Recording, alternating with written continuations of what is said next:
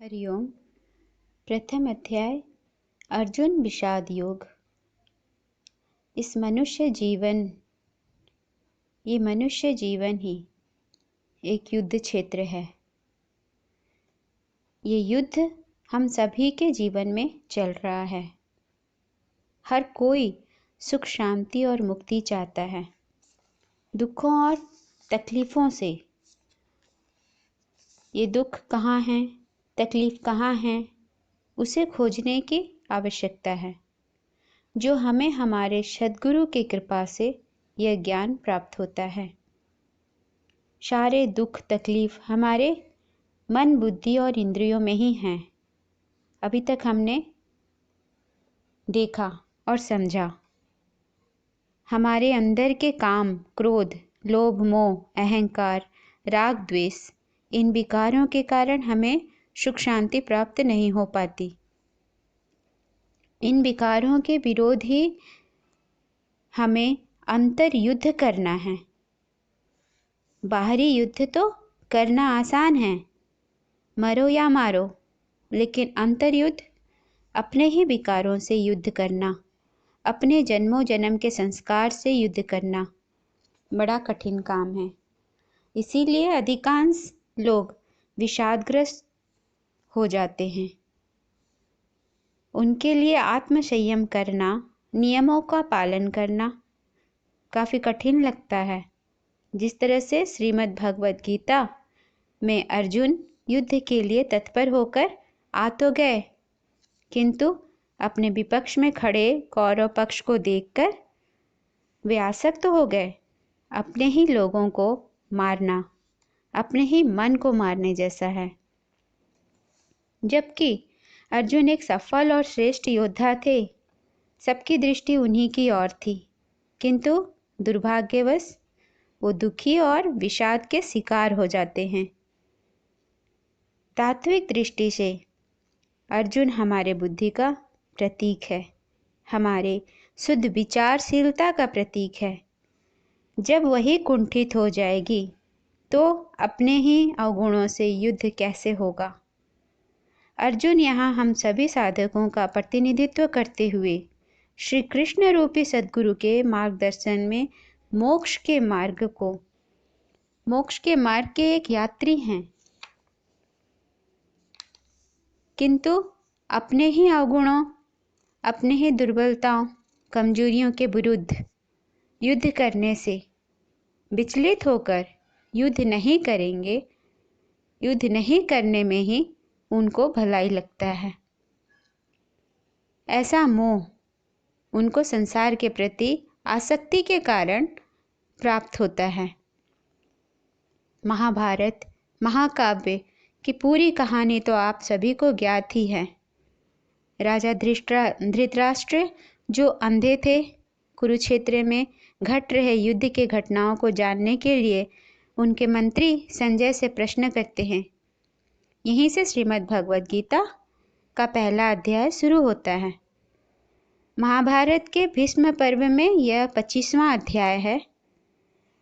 भगवद गीता संपूर्ण रूप से एक आध्यात्मिक ग्रंथ है, प्रतीकात्मक है, गूढ़ है। यह हमारे बुद्धि के, मन के प्रत्येक शंका का निवारण करने वाली है। आरंभ में ही धृतराष्ट्र संजय से प्रश्न करते हैं। यहाँ धृतराष्ट्र राजा हैं, पांडु के बड़े भाई और कौरवों के पिता। यानी धृतराष्ट्र अज्ञान का प्रतीक है। आध्यात्मिक दृष्टिकोण से आपको मैं बताते चलूंगी कि धृतराष्ट्र अज्ञान का प्रतीक है और पांडु ज्ञान का प्रतीक है। यह दोनों हमारे बुद्धि में रहते हैं। अज्ञान से उत्पन्न ऐन्द्रिक विषयों को, जो अज्ञान से उत्पन्न हमारे इंद्रियों के विषय हैं, उनके अवगुणों को ही कौरव पक्ष कहते हैं। और पांडु यानी ज्ञान से उत्पन्न 5 गुण ही 5 पांडव कहलाते हैं। धृतराष्ट्र जो स्वयं को शरीर का चालक, पालक और रक्षक समझता है। धृतराष्ट्र एक अंधा राजा है जो विषयों में रमण करता है, यानी उसमें ज्ञान, विचार शक्ति, विवेक शक्ति नहीं होता, वह देहाभिमानी होता है। धृतराष्ट्र जिसका मन स्थूल जगत में ही लिप्त रहता है।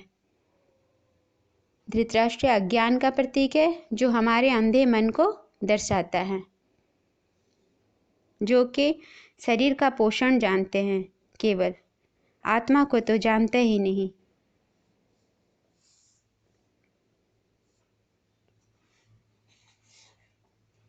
कुरुक्षेत्र क्या है? कुरु का अर्थ कर्म है और क्षेत्र का अर्थ स्थान है। इसे अच्छे से समझिए।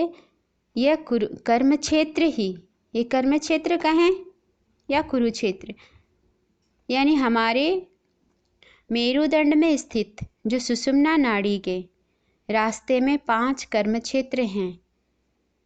पहला 4 है मूलाधार, जहाँ वासना का स्थान है। दूसरा है स्वादिष्ठान, कामनाओं का स्थान है। तीसरा है मणिपुर, जो इच्छाओं, लालसाओं का स्थान है। चौथा है अनाहत, जहाँ अहंकार, गर्व, स्नेह, वीरता, साहस, भय का स्थान रहता है। पांचवा है जो विशुद्धाख्या चक्र है, जो आकाश तत्व का स्थान है। यह धर्म और दर्शन क्षेत्र का स्थान है। यही 5 चक्र के अंदर ही हमारे कर्म संचित होते हैं और बंधते हैं। यही हमें जन्म जन्म के संस्कार बंधे भी रहते हैं और हम छूटते भी यहीं पर हैं, तथा मुक्त भी इसी चक्रों के ऊपर कार्य करने से ही होते हैं। ये 5 केंद्र इसी कुरुक्षेत्र कहते हैं। 5 केंद्रों को ही यहाँ हमारा चित्त स्थान है, जिसे चित्त वृक्ष कहते हैं, जिसका मूल अहंकार बीज है। धर्म क्षेत्र क्या है? धर्म यानी धारण करना, क्षेत्र यानी स्थान। इस देह में आत्मा रूपी चेतन को धारण करने के कारण, या ऐसा कहें आत्मा इस देह को धारण करके रखने के कारण, इस देह को धर्म क्षेत्र कहते हैं। प्रत्येक व्यक्ति के अंदर ये युद्ध चल रहा है। ज्ञान एवं अज्ञान का संघर्ष है, गुण एवं अवगुणों का संघर्ष है। इन 4 चक्रों के अंदर गुण अवगुण दोनों रहते हैं। जब हमारी बुद्धि सद्बुद्धि बनती है, शुभ अशुभ, गुण अवगुण को समझने वाली हो जाती है, उस समय बुद्धि ज्ञान में परिणत होकर विवेकवान हो जाती है। तब इन 4 चक्रों में गुण विकसित होने लगते हैं। और जब हमारी बुद्धि दुर्बुद्धि युक्त होती है, दुर्बुद्धि से संपन्न होता है, अज्ञान से भरा हुआ होता है, तब यही आसुरी वृत्ति यानी पशु वृत्ति उत्पन्न करता है। केंद्र जो शरीर के आगे भाग में रहते हैं, और 5 चक्र जो शरीर के पीछे पीठ में सुषुम्ना नाड़ी यानी रीढ़ की हड्डी के अंदर रहते हैं। तो यहाँ धृतराष्ट्र जानते थे कि कौरव पक्ष जो अज्ञान का प्रतीक है, वह पांडवों जो ज्ञान का प्रतीक हैं, उससे जरूर पराजित हो जाएंगे। फिर भी जब दोनों पक्ष कुरुक्षेत्र में युद्ध के लिए इकट्ठे होते हैं, संजय से वे पूछते हैं। क्या पूछते हैं? धृतराष्ट्र उवाच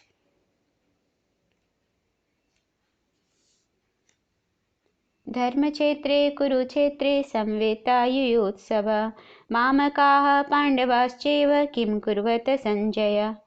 धृतराष्ट्र बोले, हे संजय, धर्मभूमि कुरुक्षेत्र में एकत्रित युद्ध की इच्छा वाले मेरे और पांडु के पुत्रों ने क्या किया? मामका यानी धृतराष्ट्र ने अपने मैं यानी शरीर और शरीर के मन बुद्धि इंद्रियां और उनके विषयों के लिए कहा गया है कि युद्ध के लिए एकत्रित इन सब लोगों ने युद्ध का प्रारंभ कैसे किया, कौन किससे युद्ध किया और कौन किसके द्वारा किस प्रकार और कब मारे गए आदि आदि। ये सारा मानसिक युद्ध चल रहा है। आध्यात्मिक नज़रिए से आप देखेंगे, आध्यात्मिक दृष्टिकोण से मैं पूरी चर्चा आपको करके बताऊंगी। भगवान श्री कृष्ण और भगवान वेद व्यास जी जैसी बड़ी चेतना जहाँ उपस्थित हो वहाँ कुछ अलग ही बात होती है। साधारण बात तो हो ही नहीं सकती, साधारण युद्ध की बात नहीं है। यहाँ तो मनुष्य के विचारों के अंदर मन में जो सतत झगड़ा चल रहा है, ये उसकी बातें करते हैं। उस झगड़े में किस तरह से सत्य की जीत और असत्य बुराई हमारे से दूर हो। इसीलिए जो ऐतिहासिक विचार हमारे विचार में थे वो रहें बिल्कुल, लेकिन वो कथा कहानियाँ रहें, मना नहीं है, लेकिन उसके दूसरे पक्ष आध्यात्मिक पक्ष को यहाँ बताने का प्रयास कर रही हूँ। उसे भी अपने ध्यान में रखते हुए इस भगवत गीता के सनातन पहलुओं को अपने जीवन में स्थान दें, बड़ी कृपा होगी। यहाँ युद्ध कौरव और पांडव से शुरू होकर अच्छाई और बुराई की ओर बढ़ती है, दृष्टिगोचर होती है, बढ़ते हुए दिखती है। मैं भी कुछ उलझी हुई थी कि ऐतिहासिक कहानियों से निकाल कर आपको इस दृष्टिकोण तक कैसे लाया जाए। इसीलिए सर्वप्रथम शरीर के विकारों, गुणों, अवगुणों, इंद्रियों की चालबाजियां बतलाते बतलाते 2 अध्याय हो गए। अब पहला अध्याय के रहस्यों का उद्घाटन कर रही हूँ। इस अच्छाई और बुराई के युद्ध में भगवान सदैव अच्छाई के पक्ष में रहते हैं। अच्छा व्यक्ति, गुणवान व्यक्ति भगवान सद्गुरु को ही अपने पक्ष में कर लेता है। यहाँ भी इस युद्ध में भी यही हुआ।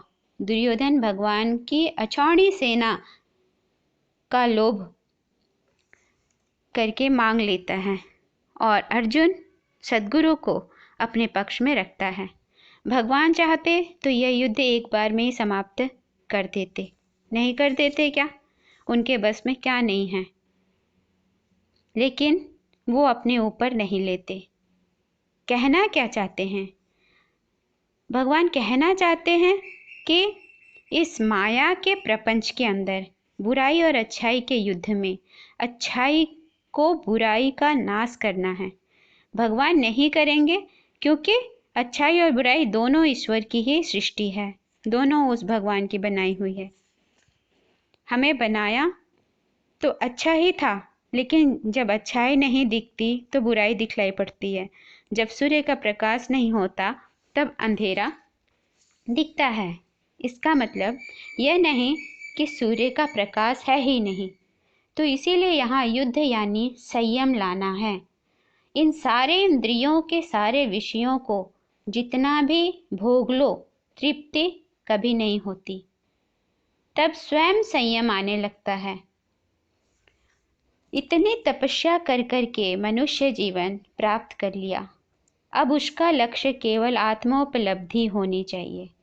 इसलिए श्री कृष्ण जैसे सद्गुरु की आवश्यकता पड़ती है, जो हमें सही उपदेश, सही मार्गदर्शन करे और अंत में सत्य तक पहुंचाए।